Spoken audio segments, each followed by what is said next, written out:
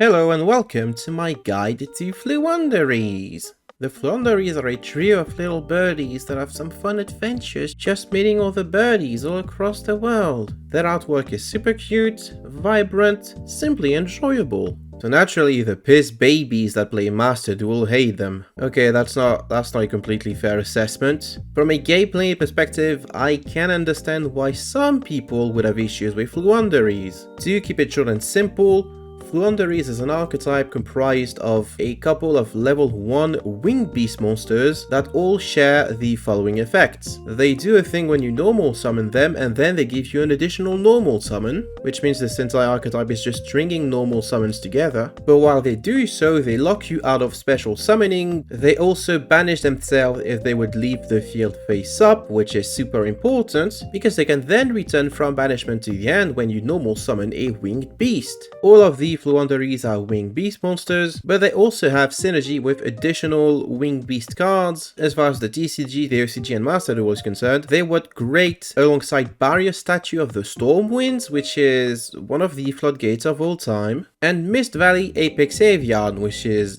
just an Omni-Negate. These incidental synergies are so good that Floowandereeze was, for a very long time, a really playable deck. I don't think it ever was considered the best deck of any format, despite some naysayers saying it would be tier 0 in the TCG, but it was pretty good, especially in the game where your opponent just opens Maxi every game, and you have an archetype that doesn't care about it at all because it doesn't special summon at all. Now, to be fair, these two specific cards do not exist in Duel Links, which some would think would reduce the potential of this archetype and maybe even make it unplayable. On the other hand, Floowandereeze did get pretty much every piece of support that has been released for this archetype up until this point, and it definitely be a mistake to dismiss it entirely before seeing what they can do. What can they do? Let's find out.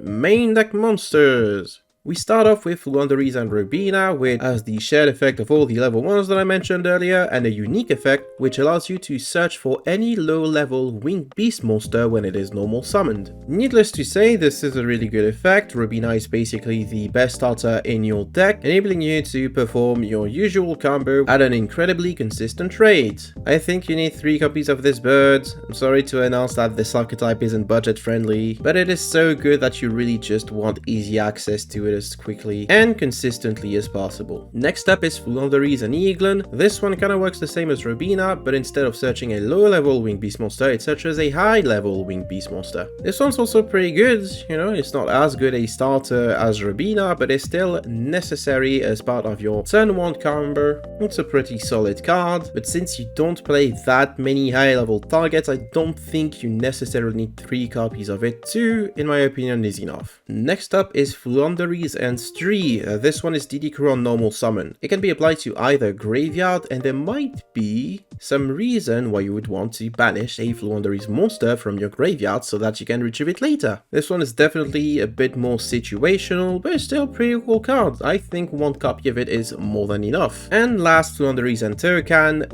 which retrieves a banished Floowandereeze card when it is normal summoned. Please note that I said card. This guy can also retrieve your back row. You would think that this wouldn't be really useful as far as the monsters are concerned because they just retrieve themselves. But like I said, this guy can get back your back row and also your higher level monsters, which don't have that effect. Once again, 1 copy is all you need. Now for the boss monsters, Floowandereeze and Empen. When it is tribute summon, it searches a Floowandereeze back row, but then it also gives you an additional normal, like the rest of the archetype. You can keep comboing off after summoning Empen, which is really cool. This guy is also skill drain on legs.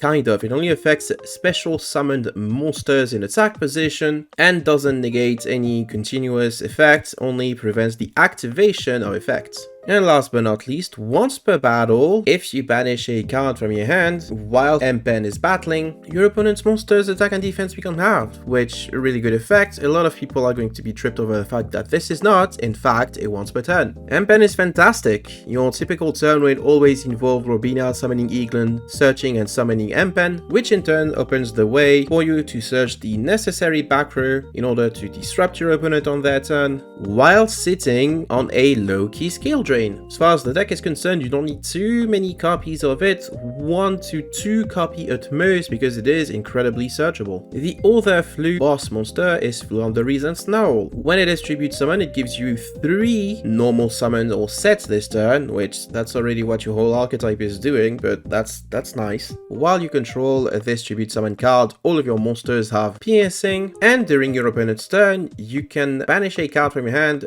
to Book of Eclipse any special summon monster your opponent controls. Unlike Empan, which was pretty much seen in every single Flu lead, Snow didn't really see that much play in the TCG, OCG, or even the Master Duel. This was due in large part to the fact that the archetype had access to a lot of better generic support, but also this guy simply didn't do enough back when Floowandereeze released, and I don't think it is going to do enough in Duel Links nowadays. You can still experiment with 1 copy at most, and I think you're going to be mostly disappointed. Extra deck.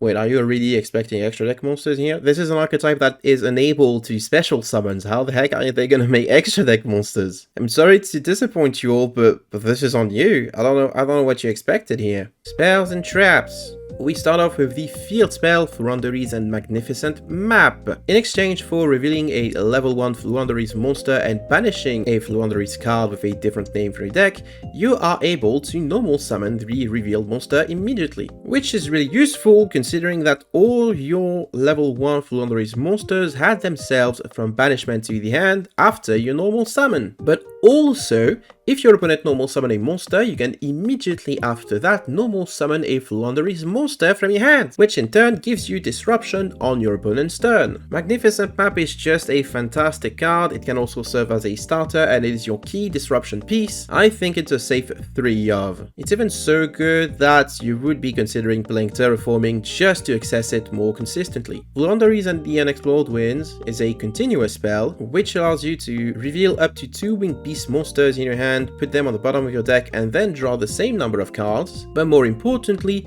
allows you to tribute summon a monster that requires 2 tribute by sending 1 card your opponent controls to the graveyard instead of tributing 2 of your own cards. This is the other half of the Flunderies Disruption end board, a card that you're very frequently going to search with Empan, and which gives you pretty much unconditional removal of anything that your opponent might have. It's a really strong card, but you only need 1 copy because you can search it. Flunderies and the Advent of Adventure is a quick play spell that allows you to banish a winged beast from your hand or face-up field to add a Flunderies monster or their field spell from your deck to your hand. And you might be thinking, wait, why would I want to banish something from my face-up field? So you can dodge disruption, dummy. If your Robina gets Effect Veiler, you can chain Advent of Adventure, banish the Robina, get a Flunderies, immediately summon it with the Robina effect and search something else as well. Also, it gives you life points, which has never mattered except in round 3 of TCG Locals. Advent of Adventure is just a fantastic card and definitely the piece of support that propelled Flunderies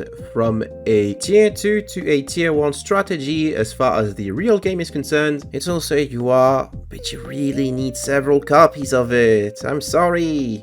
This is not a budget-friendly archetype. Flunderies and the Dreaming Town is their first trap card and allows you to normal summon. It just gives you a normal summon. On top of that, you can also banish it from your graveyard while you tribute summon a level 7 or higher monster to Book of Eclipse your opponent's board. All of our monsters, whether they're special summoned or not, put them face down. This is also an incredibly strong disruption piece, not only allowing you to access your normal summon engines during your opponent's turn, but also just shutting off any threat that they might build. And you can activate both effects in the same turn too. Dreaming Town is also a one-off because it is also incredibly searchable. And last, and I guess kind of least, is their counter trap Floowandereeze and the Scary Sea. This one is basically a summon strike that also prevents your opponent from special summoning monsters for the rest of the turn, with the caveat that they get 3 normal summons this turn, and you need to control a tribute summon monster to activate this card at all. As far as the TCG was concerned, this card was a bit too situational compared to everything else Flunderies could do, especially considering you had access to Barrier Statue of the Stormwinds. So in that regard, it didn't really see any play, and I'm not sure if it's befitting for Duel Links, but I guess you could also experiment with 1 copy at most. Other cards.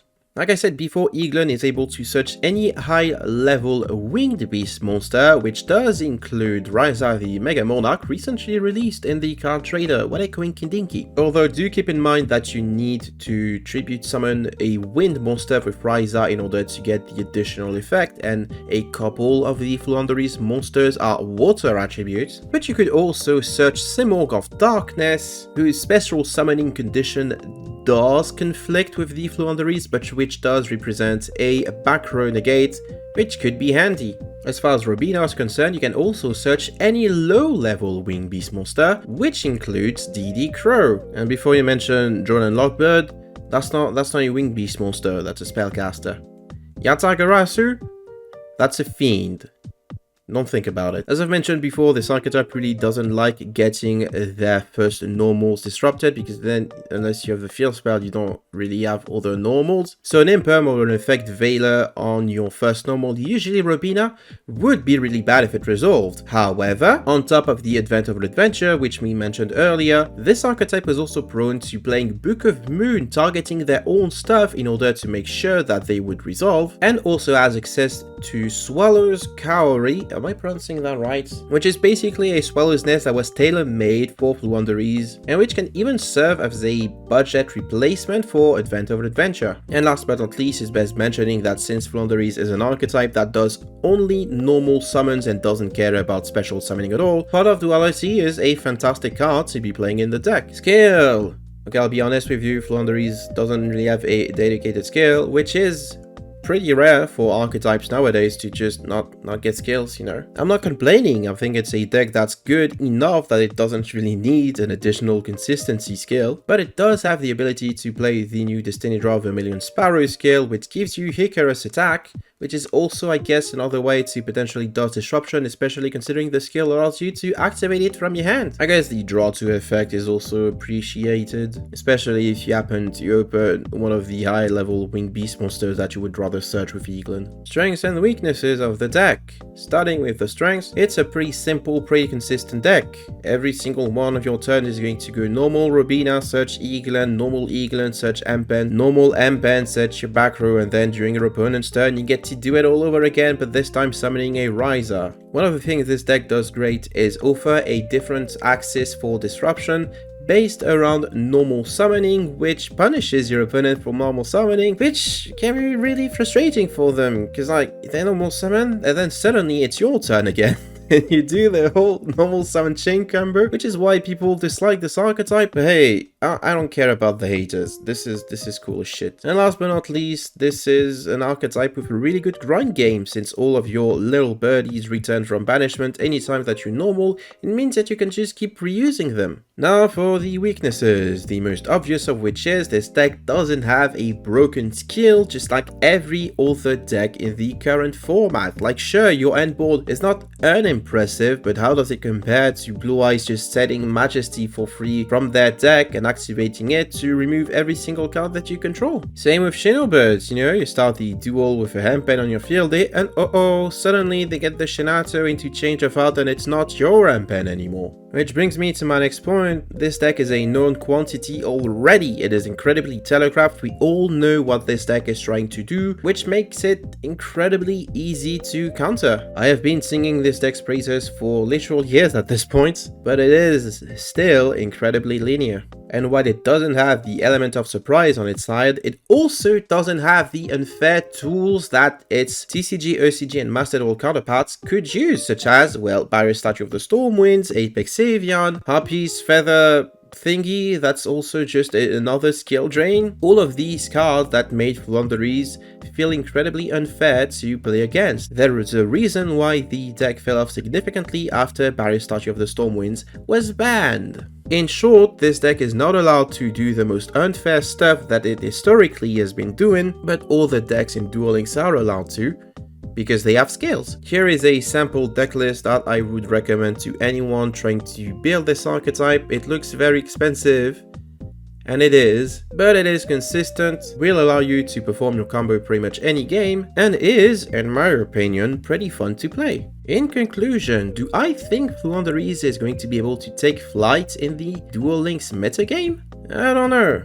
Like I said, it's a deck that is undoubtedly good, but being good is sometimes, well, not good enough considering the skills power creep that has been occurring ever since 2024. And I honestly am not a competitive enough player to tell you whether or not Flunderies is even going to be tiered. And that will be it for today's video guide. Thank you for watching. I do hope that you enjoyed it. If you did, make sure to like, comment, and subscribe something nice about the little birdies. Did I say subscribe something nice? Oh boy. If you'd like to support me further, you can check out my Ko-fi in the video description or become a YouTube channel member. I would like to thank my YouTube members Stern A, Crimson Reaper 5, Troy Bolton, Genius Wannabe, and Steel Lelouch, as well as my Ko-fi donators Dingus, Tardish Boy Zero, Jimmy Zinnia, Yannick A. Seidel, Mark Lou, 1416, the Abyss Actor Guru, Old Price, and Exorcist.